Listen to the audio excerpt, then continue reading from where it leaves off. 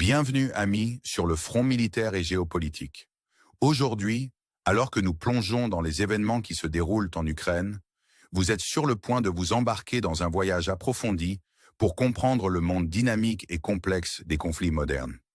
Imaginez un échiquier où les stratégies évoluent à chaque instant, chaque pièce étant cruciale pour façonner l'issue. Les derniers développements ont été fascinants, avec une action intense se déroulant dans la région de Koursk. Les troupes russes auraient expulsé l'armée ukrainienne du village d'Olesnia, les repoussant vers les frontières administratives de la Fédération de Russie. Pourtant, l'Ukraine conserve une petite bande sous son contrôle. Imaginez les manœuvres stratégiques, les fortifications et la détermination implacable des deux côtés. Le champ de bataille est une tapisserie vivante de tactique et de ténacité. La scène se déplace vers le front nord-est dans la région de Kharkov, où le Donbass est témoin d'une série d'événements dramatiques. C'est un paysage de pression intense, chaque camp luttant pour le contrôle. L'air est épais de tension, le sol est une mosaïque de mouvements. La force et la résilience de ceux qui y participent sont palpables. L'armée russe, après des efforts concertés, a réalisé des percées significatives, prenant le contrôle de zones clés et forçant les troupes ukrainiennes à battre en retraite. Mais le combat est acharné, les forces ukrainiennes opposant une résistance farouche. L'imagerie des drones projetant des ombres sur la région de Sumy, causant le chaos au milieu des forces ukrainiennes en retraite, peint une image puissante de l'avantage technologique de la guerre moderne. C'est un jeu implacable de chats et de souris, où chaque avantage acquis est un témoignage de l'acuité stratégique. Alors que les forces russes revendiquent moins le plus de terrain, elles ont atteint le bord de la région de Koursk, avec seulement une étroite bande de terre encore sous contrôle ukrainien. Les enjeux sont élevés, et chaque pouce compte dans ce théâtre de guerre à haute mise. Pendant ce temps, au nord de Gornal, les troupes russes auraient franchi les défenses ukrainiennes, avançant plus loin dans les territoires contestés. Ce n'est pas seulement une bataille de territoire, mais de volonté, où chaque décision, chaque mouvement est crucial. La capture de lieux stratégiques, comme le monastère de Saint-Nicolas-Belogorski, a changé la dynamique, accélérant les avancées russes dans le nord de Gornal. Imaginez les échos de l'histoire dans ces murs anciens, maintenant témoins de la marche des armées modernes. Chaque mouvement des forces russes est un pas vers la consolidation de leur emprise, tandis que les troupes ukrainiennes s'efforcent de tenir leur position. En arrière-plan, le bourdonnement constant des véhicules militaires, le grondement lointain de l'artillerie et les yeux vigilants des drones de reconnaissance contribuent à un champ de bataille vivant d'activité. Le paysage tactique du front nord-est est tout aussi captivant.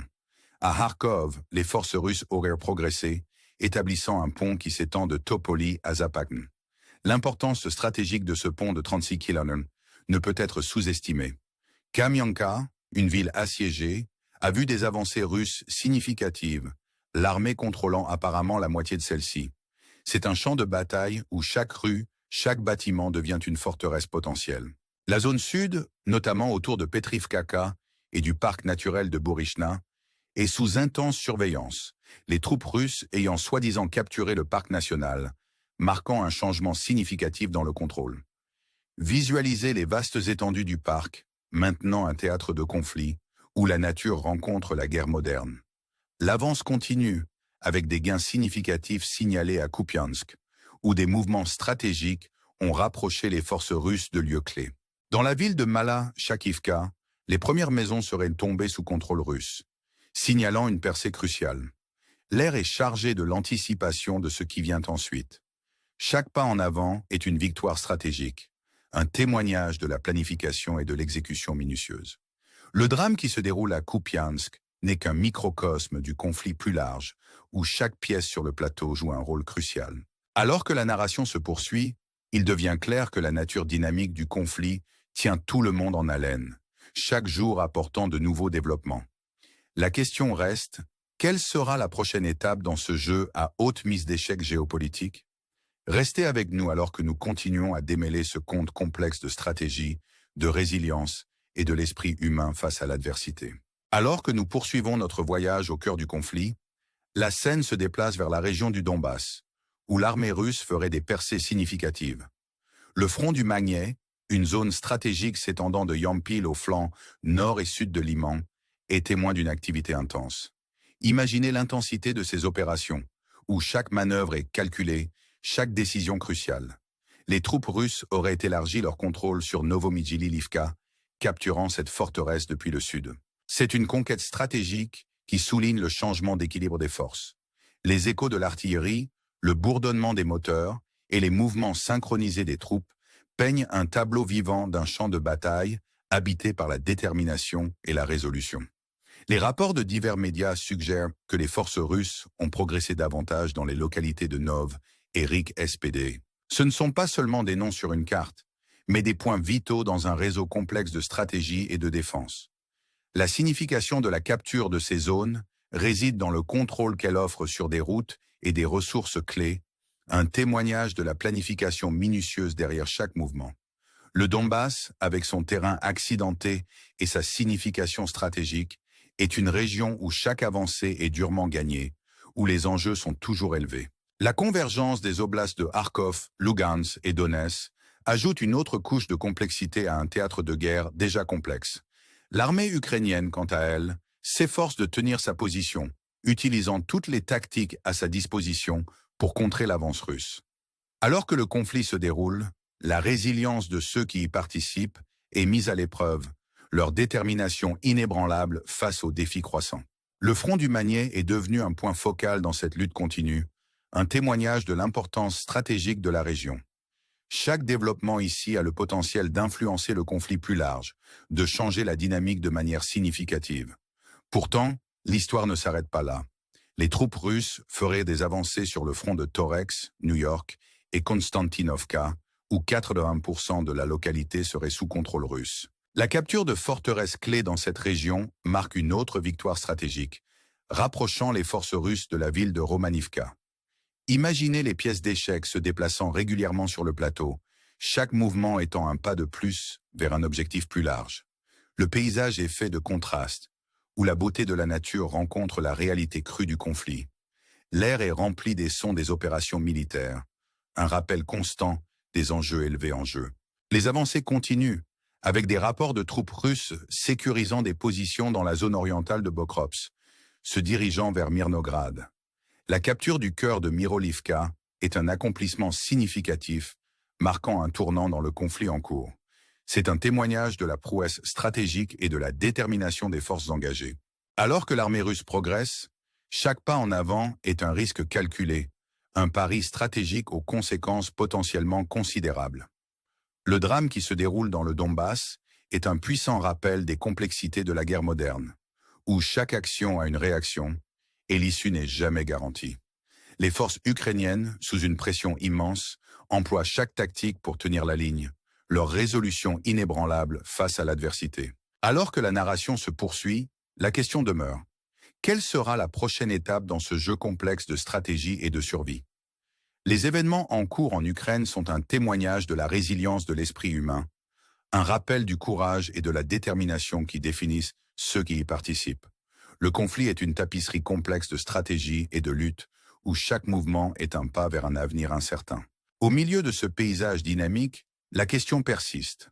Quel sera le résultat de ce jeu d'échecs géopolitique à haute mise? Restez à l'écoute alors que nous continuons à explorer le récit évolutif, plongeant plus profondément au cœur du conflit et découvrant les histoires qui définissent ce moment charnière de l'histoire. Alors que nous plongeons plus profondément dans ce récit complexe, l'attention se tourne vers une annonce significative qui pourrait altérer le cours des événements, du moins temporairement. Dans un geste guidé par des considérations humanitaires, le président de la Fédération de Russie, Vladimir Poutine, a déclaré une trêve de Pâques. Cette déclaration intervient sur fond d'engagements militaires intenses et de manœuvres stratégiques qui ont défini les derniers jours sur le champ de bataille. Imaginez la pause, la brève cessation des hostilités, comme un moment de réflexion au milieu du chaos, une chance de respirer, même si ce n'est que pour un court instant. L'annonce, faite lors d'une réunion au Kremlin, prévoit un cessez-le-feu qui doit avoir lieu du soir du 19 avril jusqu'à minuit le 21 avril. L'objectif est clair, offrir un répit en l'honneur de Pâques, une période traditionnellement marquée par la paix et la réflexion. C'est un appel à l'humanité partagée qui sous-tend même les conflits les plus intenses. Pourtant, la trêve n'est pas sans condition. Les troupes russes ont été instruites de se préparer à repousser toute violation ou provocation qui pourrait survenir durant cette période. Le message est celui d'un optimisme prudent, un espoir de paix tempéré par la réalité de la guerre. Le geste d'une trêve de Pâques est à la fois symbolique et stratégique, un mouvement calculé dans un jeu complexe de diplomatie et de pouvoir. La déclaration de Poutine met en avant la volonté de la Russie de négocier et souligne l'importance des résolutions pacifiques. C'est un appel à la communauté internationale, aux États-Unis, à la Chine et à d'autres nations, pour soutenir une solution juste en Ukraine. La trêve offre un aperçu d'espoir, une pause momentanée dans la marche implacable du conflit. Mais elle soulève aussi des questions sur l'avenir, sur le potentiel d'une paix durable dans une région marquée par le tumulte et la tension. En réfléchissant à ce développement, il est judicieux de considérer les implications plus larges. La trêve de Pâques ouvrira-t-elle la voie à des négociations plus substantielles, à une résolution plus permanente du conflit? Ou n'est-elle qu'une accalmie temporaire dans une lutte continue? La situation reste fluide, chaque nouveau développement ajoutant une autre couche à cette tapisserie complexe. Pendant ce temps, le champ de bataille continue d'évoluer, avec des rapports d'opérations en cours et de mouvements stratégiques. Les forces russes avanceraient dans des régions clés, sécurisant des positions et élargissant leur contrôle. La capture de lieux stratégiques et les avancées signalées sur divers fronts soulignent la nature dynamique du conflit, où chaque jour apporte de nouveaux défis et opportunités. Les forces ukrainiennes, sous une pression immense, s'efforcent de s'adapter, utilisant chaque stratégie à leur disposition pour tenir la ligne. Leur détermination est un témoignage de la résilience des participants, un rappel de la capacité de l'esprit humain à endurer même les épreuves les plus dures. Alors que la trêve de Pâques entre en vigueur, elle offre un moment de réflexion, une chance de considérer les implications plus larges du conflit et le potentiel de paix. C'est un temps pour imaginer l'avenir, pour envisager un monde où la diplomatie l'emporte sur la guerre. La trêve de Pâques est un puissant rappel de l'importance de l'espoir, du potentiel de changement même dans les moments les plus sombres. Alors que nous continuons à surveiller les événements en Ukraine, la question reste, cette trêve marquera-t-elle le début d'un nouveau chapitre, un pas vers une paix durable, ou n'est-elle qu'une pause brève dans une lutte continue? Comme toujours, nous restons engagés à vous apporter les dernières mises à jour, à explorer les récits complexes qui définissent ce moment charnière de l'histoire. Merci de nous avoir rejoints dans ce voyage, pour votre engagement et votre soutien. N'oubliez pas d'aimer et de vous abonner à Military and Geopolitical Front pour des analyses approfondies et des mises à jour sur les événements mondiaux. Ensemble, nous pouvons continuer à explorer le monde, à rechercher la compréhension et la perspicacité dans les dynamiques complexes qui façonnent notre monde. À la prochaine fois, prenez soin de vous et restez informés.